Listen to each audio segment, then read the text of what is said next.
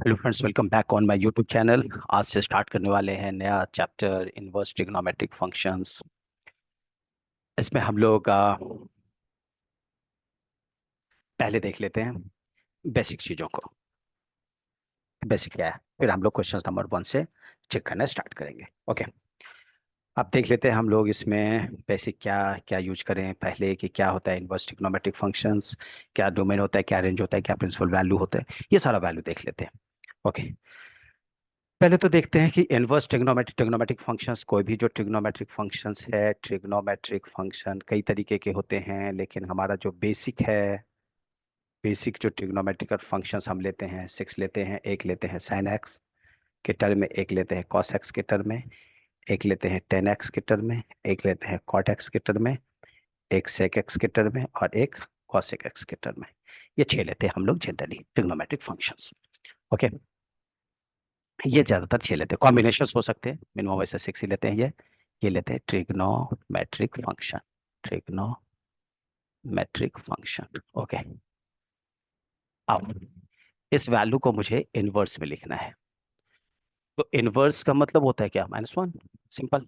तो इस वैल्यू को अगर मैं इनवर्स में लिखूं तो ये साइन इनवर्स एक्स हो गया, ऐसे ही ये कॉस इनवर्स एक्स हो गया। सिमिलरली लास्ट तक जाएंगे तो ये हो गया कॉसेक इनवर्स एक्स हो गया। ओके, अब लोग मिस्टेक क्या करता है जनरली, कि इस साइन इनवर्स एक्स को लोग 1/sin x लिख लेते हैं, जो कि गलत है, ऐसा नहीं लिख सकते। अगर ये value sine x to the power -1 होता, तब ये वैल्यू ठीक था, तब ये वैल्यू ठीक था। ओके, लिख सकते थे। अगर ये वैल्यू हम नहीं लिख रहे हैं ऐसा, तो ये गलत है। कुछ लोग मिस्टेक करते हैं, मैंने देखा अपनी आंखों से करते हुए। 12th में पढ़ रहा है बच्चा, फिर भी इस टाइप के मिस्टेक्स करते आ रहे हैं। ओके, तो ये ऐसा करते हैं, ये ऐसा नहीं लिखते हैं। ये बात हमें पहले बात समझ में आया, जो छोटी सी बात थी, क्योंकि एनसीईआरटी बेस्ड क्वेश्चन पढ़ा रहे हैं, इसीलिए छोटी छोटी बातों को समझाना जरूरी है। दूसरा, कि ये जो साइन इनवर्स एक्स है, इसको मैं अगर लिखना चाहूँ तो क्या लिखेंगे, y is equal sine inverse x. It means x is equal हो गया साइन वाई, साइन वाई। इस टाइप के फंक्शंस को हम लिख सकते हैं। सिमिलरली कॉस्ट एंड कॉट सबके लिए लिख सकते हैं। x का वैल्यू क्या देता है हमें, पहले से ही हम पिछले चैप्टर में भी पढ़ रहे थे। x का वैल्यू हमें देता है डोमेन, डोमेन वैल्यू x है। साइन के लिए डोमेन वैल्यू x कितना होगा, साइन का मैक्सिमम वैल्यू कितना होता है, 1 होता है, और मिनिमम वैल्यू कितना होता है, -1 होता है। ये बात हम लोग इस चार्ट से समझ जाते हैं। साइन का जब एंगल लिखते हैं तो साइन का क्या लिखते हैं हम लोग, 0 डिग्री, 0 लिखते हैं। साइन 30 डिग्री हाफ लिखते हैं। ऐसे ही करते हुए साइन 90 डिग्री का वैल्यू 1 होता है। ठीक है, फिर हमारा यहाँ वैल्यू 120 डिग्री, 93 के बाद 120 लिखते हैं, ये वैल्यू √3/2 लिखते हैं। फिर ऐसे ही 180 डिग्री तक चले जाते हैं। इस वैल्यू को 180 डिग्री को कितना लिखते हैं हम लोग, 0 लिखते हैं। ये वैल्यू अब 180 डिग्री के बाद क्या होता है, वैल्यू हमारा नेगेटिव होने लगता है। इसका मतलब कि 210 डिग्री वैल्यू को -1/2 लिखते हैं। ऐसे ही करते करते हम लोग चले जाते हैं 360 डिग्री तक। ठीक है, 360 डिग्री, और इस वैल्यू को 0 लिखते हैं। मैं सारा डेटा लिख नहीं रहा हूँ, सबको मालूम होता है। जस्ट मैं समझाना चाह रहा हूँ कि क्या वैल्यू हमारा, कितना मिनिमम कितना मैक्सिमम होगा।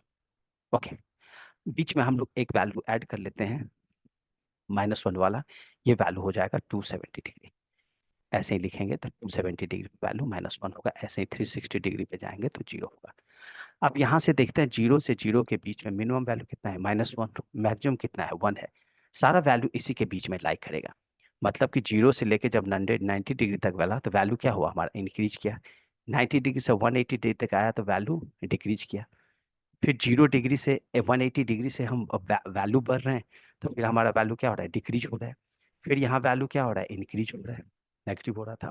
ठीक है, तो ये बात से हमें क्या समझ में आया, कि ये जो डोमेन का वैल्यू है, वो मिनिमम कितना है, मिनिमम हमारे पास -1 है। तो ये वैल्यू कितना लिखेंगे, -1। और मैक्सिमम कितना लिखेंगे, 1। ये आ गया डोमेन। सिंपल सी बात है, सबको मालूम होगा, कोई नई बात हम बहुत ही नई बात नहीं बता रहे हैं। ठीक है, अब हमारा वैल्यू डोमेन हमने लिख लिया।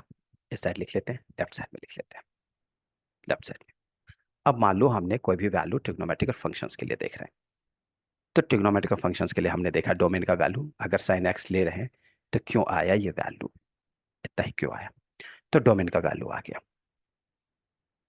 डोमेन का वैल्यू लिख लेते हैं, यहाँ पे एक्स का वैल्यू आ गया -1 से 1 तक।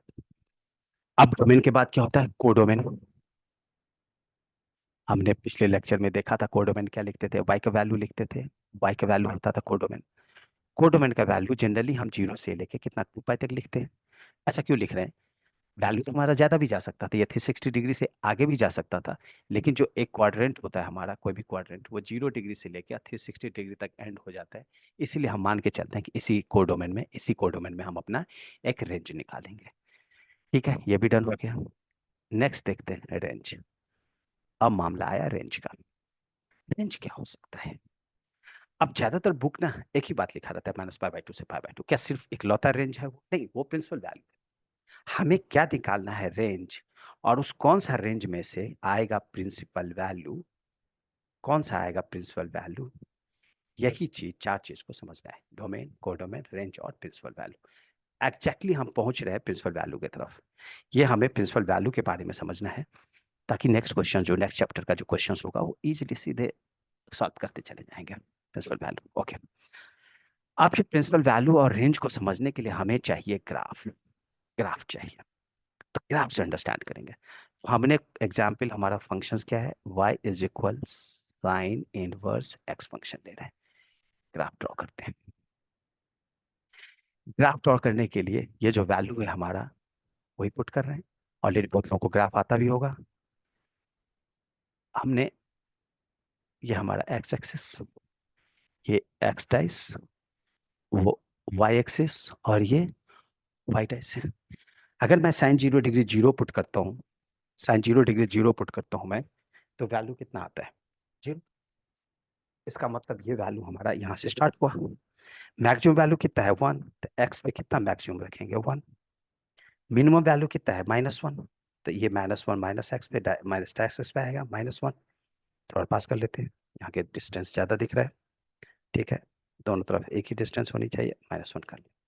साइन 0 0 0 डिग्री, 0 डिग्री से जब 90 डिग्री की तरफ बढ़ रहे हैं, तो वैल्यू क्या हो रहा है, बढ़ता जा रहा है, 0 से लेके 1 तक। इसका और 1, 1 कहाँ पे हुआ, 90 डिग्री पास, 90 डिग्री का मतलब π/2। तो ये वैल्यू हमारा जो ग्राफ है, वो कैसा गया, ऐसा आया, ऐसा।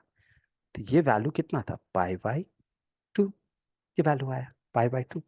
सिमिलरली, अब वैल्यू, अब हमारा वैल्यू 90 डिग्री से अगर 180 डिग्री तक जाऊं, तो वैल्यू क्या होगा हमारा, डिक्रीज करेगा। 1 से वैल्यू डिक्रीज करेगा। तो 90 डिग्री से 180 डिग्री तक जाऊं, मान लो हमने 90 डिग्री से 180 डिग्री जाऊं, तो वैल्यू हमारा क्या करेगा, डिक्रीज करेगा। इसका मतलब है कि ये ग्राफ ऐसे बनेगा। यहाँ पे हमारा पाई है। अब देखो यहाँ, ये 90 डिग्री से, 0 से 90 डिग्री गया, तो ग्राफ एक्स का वैल्यू बढ़ा, 0 से 1 हुआ। 1 से वैल्यू 180 डिग्री तक गया, तो वैल्यू कितना हो गया, 0। डिक्रीज हो गया 1 का वैल्यू, पाई। और फिर 180 डिग्री से, हम लोग 180 डिग्री से, मतलब 180 डिग्री से 3π/2 तक वैल्यू जाऊं, तो फिर ये वैल्यू क्या होगा हमारा, डिक्रीज कर रहा है, देखो माइनस हो रहा है ये हमारा वैल्यू, 180 डिग्री से 270 डिग्री। अब 270 डिग्री को कोई कहेगा कि हम रेडियन में कैसे लिखेंगे, तो 270 को क्या करेंगे, 180 से डिवाइड कर देंगे और पाई से मल्टीप्लाई कर लेंगे। कितना हो गया, 92, तो 3π/2। इसका मतलब है कि हमारा नेक्स्ट वैल्यू, ये जो वैल्यू है वो इंक्रीज जो करेगा, वो कहाँ तक करेगा, 3π/2 तक किया। फाइनली ये वैल्यू कहाँ जाके मिल जाएगा, पाई में मिल जाएगा। ये ग्राफ हमारा अपर चला। सिमिलरली, अब मैं नेगेटिव वैल्यू को रखूं इस साइड, तो ऐसे ही ग्राफ क्या आएगा हमारा, नेगेटिव आएगा। ये वैल्यू कितना हो गया, -π/2। यहाँ से यहाँ, सॉरी, यहाँ आया -π/2, और ये वैल्यू कितना आ गया हमारा, यहाँ पे पाई आ गया। यस, सिंपली अब ये वैल्यू हमारा, आगे बढ़ूं तो मैं, ये वैल्यू हमारा कितना आएगा, ये यहाँ पे मैक्सिमम वैल्यू आ गया कितना, -3π/2, और ये जाके पाई आ जाएगा, अगेन जीरो वैल्यू। ये हमारा देखा कि साइन इनवर्स एक्स का ग्राफ है, इससे क्या हमें मिल रहा है, ये ग्राफ बना के क्या फायदा यहाँ, ये तो हो सकता है 11th में भी पढ़ रखा हो। अब हम समझने की कोशिश करते हैं कि हमारा क्या क्या रेंज का वैल्यू आएगा। अब रेंज का वैल्यू क्या हो सकता है, ओरिजिन यहां से कट हुआ, ये एक वैल्यू और ये एक वैल्यू एक जैसा दिख रहा है, ये वैल्यू और ये वैल्यू एक जैसा दिख रहा है, ऐसे ही लग रहा है कि ये वाली रिपीट हो रहा है, यही वैल्यू रिपीट हो रहा है हमारा। अब हमारा नीचे का ऐसे ही ये वैल्यू एक जैसा दिख रहा है, ये रिपीट हो रहा है, रिपीट होने का मतलब है कि इस एक्सिस को कट कर रहा है, ये यहाँ पे कट कर रहा है, ये यहाँ पे कट कर रहा है, तो इसलिए ये दोनों और ये दोनों इमेज एक जैसा होगा, ये दोनों और ये दोनों एक जैसा हो। इसका मतलब कि मैं जो रेंज लिख रहा हूँ वो क्या क्या रेंज लिख रहा हूँ इसके लिए, साइन के लिए वैल्यू एक तो लिख रहे हैं -π/2 से π/2, -π/2 से π/2 लिख रहे हैं। दूसरा हमारा रेंज क्या है, -π/2 है ये, -π/2, -π/2 से π/2। दूसरा रेंज हमारा क्या है, ये π/2 से ये वैल्यू 3π/2 तक है, 3π/2। इसका मतलब जो नेक्स्ट रेंज है वो हमारा π/2 से 3π/2 है। ऐसे ही रेंज यहाँ से 3π/2 से देखेंगे, सब में हम पाई जोड़ लेंगे, 3π/2 से फिर पाई जोड़ लेंगे उसमें, तो ये वैल्यू हमारा कितना चला जाएगा, 3π/2 से इसमें पाई जोड़ देंगे तो कितना वैल्यू हो गया, पाई हो गया, 2π हो गया, ये आ गया। तो रेंज हमारा सिर्फ एक ही सीमित नहीं है, रेंज किसका वैल्यू दे रहा है, वाई का वैल्यू दे रहा है। रेंज इज द क्या है, सबसेट ऑफ कोडोमेन, ये कितना बार बोला है, पिछले चैप्टर्स में भी बोल रखा था मैं बार बार। इन्हीं के बीच कोई वैल्यू होना चाहिए, देखो ये जीरो से लेके हमारा 2π के बीच है, ये वैल्यू जीरो से लेके हम 2π कोडोमेन रख रहे हैं, तो ये वैल्यू को कोई जरूर नहीं है कि हम 0 से 2π लिखो कोडोमेन को वैल्यू, फिर इसका मतलब है कि मुझे -2π से करना पड़ेगा। ऐसा क्यों ले रहे हैं कि अगर ये क्वाड्रेंट का वैल्यू जीरो से लेके हमने यहाँ 360 दिया है, तो ये वैल्यू उल्टा भी तो लिख सकते हैं, यहाँ से भी तो लिख सकते हैं हम। अगर ये वाली पॉजिटिव आया 0 से 2π, तो ये वैल्यू कितना आएगा, -2π से 2π आ जाएगा, सिंपल। मतलब कि मैं वैल्यू को -360 डिग्री से 360 डिग्री तक लिख रहे हैं इस वैल्यू को। एक बात तो ये समझना है, दूसरी बात हमें समझना है कि हम दूसरे तरीका से भी लिख सकते हैं, अगर 0 से 2π में लिख सकते हैं तो हमें अलग कॉम्बिनेशन होता है। खैर एनीवे, तो ये बात को हमने यहाँ पे समझने की कोशिश किया। अल्टीमेटली हमारा ये है कि जब हम क्वेश्चन सॉल्व कर रहे हैं तो हमें इसमें कोडोमेन का कोई रोल है नहीं, तो कोडोमेन के मामले को हम यहीं पे निपटा देते हैं। कोडोमेन से हमें कोई लेना देना है नहीं। क्या रेंज है, हमें लेना देना है वैल्यू रेंज से और प्रिंसिपल वैल्यू से। तो ये देख लिया कि हमने डोमेन आ गया समझ में, रेंज आ गया समझ में। अब प्रिंसिपल वैल्यू क्यों लूं, तो प्रिंसिपल वैल्यू का स्पेशल डेफिनेशन क्या है कि प्रिंसिपल वैल्यू क्या होता है, एक रेफरेंस पॉइंट होता है, एक ऐसा रेफरेंस पॉइंट जो सबसे पहले आए। तो सबसे पहले क्या आएगा हमारा, ये वैल्यू सबसे पहले क्या कट करा है एक्स एक्सिस को, ये वाला कट किया है, ये वैल्यू वाई एक्सिस और एक्सिस वाई एक्सिस की जो कट किया है, पहले वाला वाई एक्सिस जो कट किया है ये वाला, तो ये वाला वैल्यू -π/2 से π/2 को हमने एक प्रिंसिपल वैल्यू मान लिया है। इसका मतलब है कि कोई भी वैल्यू अगर मुझे पूछता है कि प्रिंसिपल वैल्यू आप बताइए, तो आपको -π/2 से π/2 के बीच में ही बताना पड़ेगा। इफ समवन इज आस्किंग कि हमें रेंज बताओ, तो रेंज माइट भी ये भी हो जाएगा, इसके बीच भी हो सकता है, कह रहा है कि इस रेंज में से कोई भी वैल्यू दिया दे रखा हो, तो आपको कोई भी आंसर हो सकता है, आपको जबरदस्ती वहीं तक पहुंचने की जरूरत नहीं है। But principal value is specially defined for this one, यही है हमारा प्रिंसिपल वैल्यू। ओके, देख लिया हमने प्रिंसिपल वैल्यू इसलिए लेते हैं कि हमने फर्स्ट डिसाइड किया, एक ही डिसाइड कर सकते हैं इस वैल्यू को, इसीलिए हमने कर लिया। अब ऐसे ही, अब हम जैसे हमने साइन इनवर्स एक्स को समझा है वैसे ही हमें समझना पड़ेगा कॉस एक्स को और टेन एक्स को। अब देख लेते हैं, बहुत ही आसान सी बात है।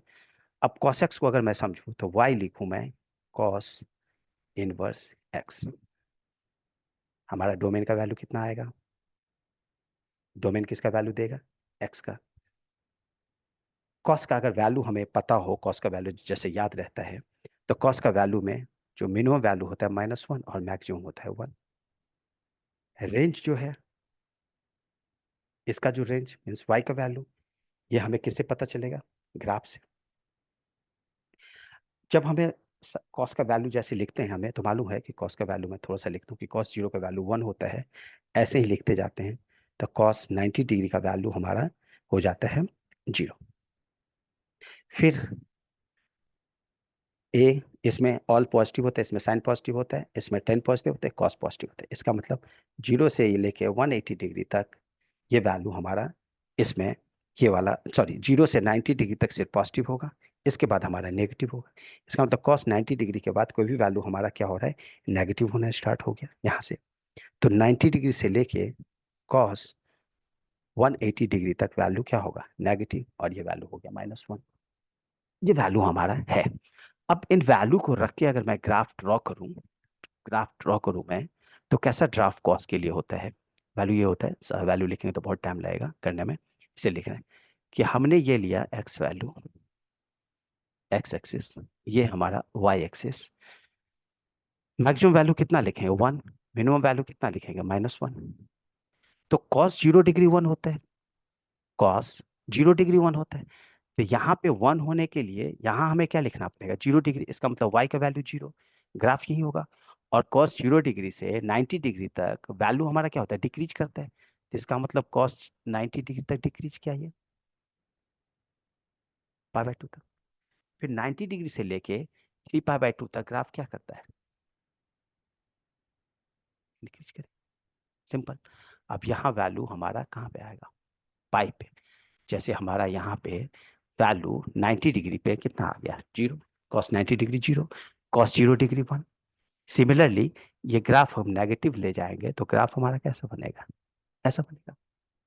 अगेन ये वैल्यू हमारा -π/2 पे कितना हो जाएगा, कॉस -π/2, ये वैल्यू लेंगे तो यहाँ पे 0, तो यहाँ पे 0। सिमिलरली यहाँ वैल्यू कितना हो जाएगा हमारा -π, और ये कट कितना होगा, -3π/2 पे कट होगा ये। इसका मतलब है कि ये वाली जो रेंज मैं ले रहा हूँ, तो एक रेंज हमारा कितना आ रहा है, 0 से लेके पाई तक। ये देखो पहली बार यही कट रहा है, पहली बार इसने इसको यहाँ काटा है। जो वाई एक्सिस से कटता है वो पहले हमने लिख लिया, लेकिन कट तो यहाँ भी रहा है। ये भी ग्राफ हमारा ऐसा दिख रहा है, सिमेट्रिक ग्राफ दिख रहा है, यहाँ पे कट रहा है। इसका मतलब इस वैल्यू को मैं जीरो से लेके जीरो से लेके -π भी लिख सकते हैं, यस। तो जनरल लिखने का तरीका -π से 0 होता है, ऑर्डर में होता है, इसलिए लिख लिया। अब वैल्यू हमारा पाई से लेके ये ग्राफ ऐसे जाएगा, तो कहाँ तक जाएगा, 2π तक जाएगा। ये ऐसे जाएगा ग्राफ तो कहाँ तक जाएगा, 2π तक जाएगा। इसका मतलब ये भी यहाँ पे कट हो रहा है, इसका मतलब पाई से लेके ये हमारा फंक्शन 2π तक भी जा सकता है। Domain done, range done. अब हमें प्रिंसिपल वैल्यू क्या है, प्रिंसिपल वैल्यू क्या है, डिसाइडेड वैल्यू है। कि प्रिंसिपल वैल्यू हम वही वैल्यू लें, वही एक वैल्यू डिसाइड करेंगे इन तीनों में से, जिसके बीच कोई भी फंक्शन लाई करेगा। तो यहाँ नेगेटिव है, यहाँ पॉजिटिव है, ये हमारे पास चॉइस ये है, या चॉइस हमारे पास ये है, क्योंकि रेफरेंस पॉइंट 0 से ही ले रहे हैं हम लोग कोई भी चीज को, कोई भी वैल्यू को। तो ठीक है, ये रेफरेंस 0 से लिया तो ये वाला कंसीडर कर लेते हैं, मान लो 0 से लेके पाई तक कंसीडर कर लेते हैं, कि ये वाला हमने बोल दिया कि ये प्रिंसिपल वैल्यू, ये वाला प्रिंसिपल वैल्यू। ये वैल्यू को हम लोग प्रिंसिपल वैल्यू नहीं मान सकते। हम एक ही वैल्यू लेना है, या तो नेगेटिव लीजिए या पॉजिटिव लीजिए। एक और तरीका है समझने का, कि ये ए है, ये साइन है, ये टेन है, ये कॉस है। अगर आप इधर जा रहे हैं तो पॉजिटिव, आप इधर नेगेटिव भी आएंगे तो पॉजिटिव आएगा। इसलिए अगर आप नेगेटिव वैल्यू को भी कंसीडर करेंगे तो पॉजिटिव आएगा, इसीलिए ये वैल्यू कंसीडर करने की जरूरत नहीं है। आप इसीलिए इसको 0 से पाई ही कंसीडर करेंगे। तो इसका मतलब ये प्रिंसिपल वैल्यू हो गया हमारा 0 से पाई। दिस इज प्रिंसिपल वैल्यू, इसी के बीच में जैसा वैल्यू रहेगा वैसा ही लाई करेगा। अब थर्ड देख लेते हैं हम लोग, y is equal tan inverse x के लिए। y is equal tan inverse x, domain का वैल्यू कितना आएगा, सबसे आसान काम, डोमेन कितना आएगा, x का वैल्यू। अब वैल्यू देखिए कि टेन 0 डिग्री कितना होता है, 0, और टेन 90 डिग्री कितना होता है, इन्फिनिटी। कहीं कहीं अनडिफाइंड भी लिखा रहता है, अनडिफाइंड का मतलब इन्फिनिटी को नहीं मानता है एक एक्चुअल वर्ड, इसीलिए। इसका मतलब है कि मिनिमम वैल्यू यहाँ पे हमारा कितना आता है, 0। नो, हो ही नहीं सकता। अगर 1090 डिग्री इन्फिनिटी मैक्सिमम वैल्यू है, तो ठीक इसका उल्टा मिरर इमेज भी होगा, जो हमारा नेगेटिव वैल्यू होगा। तो ये वैल्यू यहाँ से यहाँ पॉजिटिव होता है 90 डिग्री तक, यहाँ पे वैल्यू इन्फिनिटी दिया है, इसका मतलब ठीक उल्टा यहाँ पे क्या होगा, माइनस इन्फिनिटी वैल्यू। तो इसका वैल्यू मिनिमम कितना हो जाएगा, नेगेटिव, और मैक्सिमम कितना हो जाएगा, इन्फिनिटी। इसका मतलब ये रेंज जो है माइनस इन्फिनिटी से डोमेन माइनस इन्फिनिटी से इन्फिनिटी हो गया। अगर कोई भी वैल्यू माइनस इन्फिनिटी से इन्फिनिटी है, तो नंबर लाइन सिस्टम पे माइनस इन्फिनिटी से लेकर इन्फिनिटी तक के कोई भी वैल्यू को हम पुट कर लेते हैं, चाहे वो फ्रैक्शन हो, इंटीजर्स हो, इरेशनल हो, रैशनल हो, जीरो हो, तो उसको रियल नंबर बोलते हैं। इसीलिए कहीं कहीं इसका डोमेन डायरेक्ट आर लिखा रहता है, रियल नंबर। यह भी लिख लेते हैं।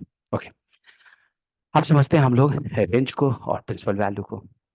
अब 10 का जैसा वैल्यू है उसके हिसाब से अगर मैं रेंज बताऊं, रेंज लिखूं, रेंज लिखूं, तो इसको समझने के लिए क्या करना पड़ेगा, रेंज किसका वैल्यू, वाई का वैल्यू।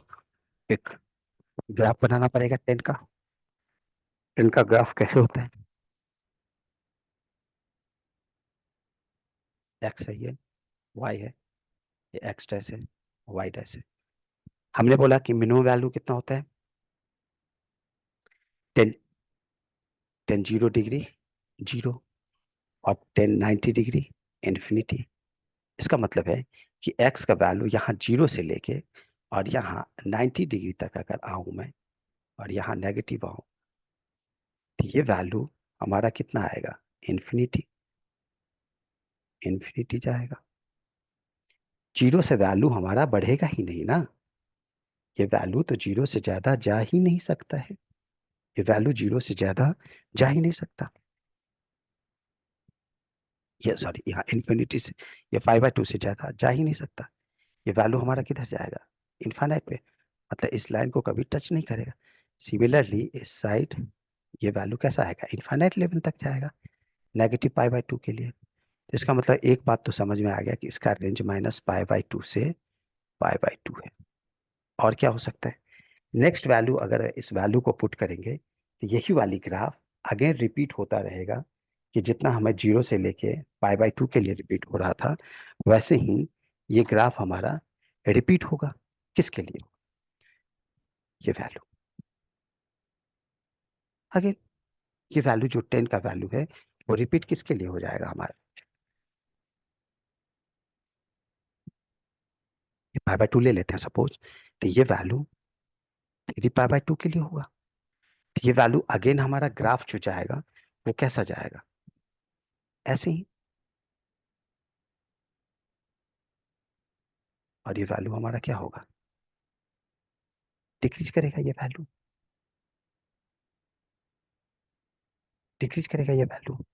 ठीक है, जो हमारा 10 का वैल्यू है, वो 10 का वैल्यू है, ये ऐसे ही करके ग्राफ हमारा रिपीट होता रहेगा, जो भी वैल्यू पुट करेंगे। ये वैल्यू रिपीट होने पे इसका रेंज हम क्या क्या लिख सकते हैं, डायरेक्ट अगर वैल्यू से लिखूं तो ये वैल्यू कितना लिख सकते हैं, ये काली ग्राफ को थोड़ा सा करेक्ट कर लेते हैं। ये वैल्यू π/2 से दिख गया, ये वैल्यू हमारा वैल्यू आएगा 3π/2 पे, एक रेंज आएगा ये, जैसे इस पे था। और ये वाला वैल्यू 3π/2 के अलोंग जाएगा। इसका मतलब है कि ये वाला वैल्यू हमारा π/2 से लेके और ये 3π/2 के बीच जाएगा, ये ग्राफ। और आसानी से ग्राफ हमारा मूव करेगा, like that,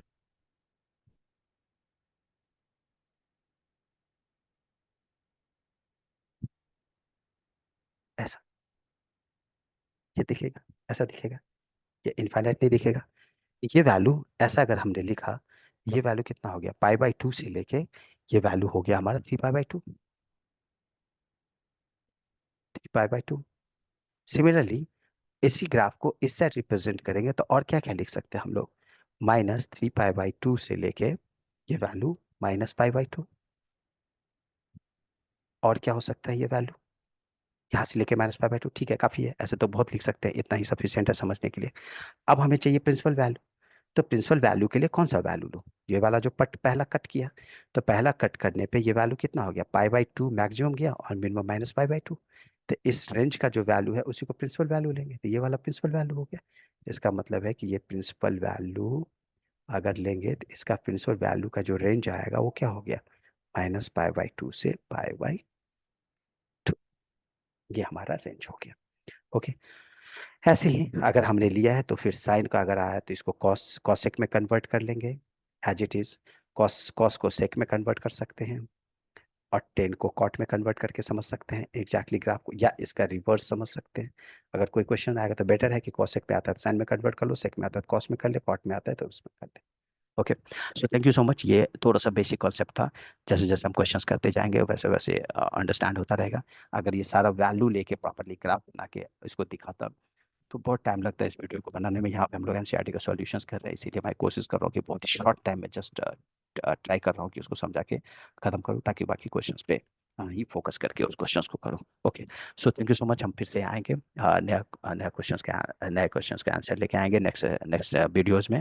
exercise 2.1 question number 1 से स्टार्ट करेंगे। तब तक के लिए थैंक यू सो मच।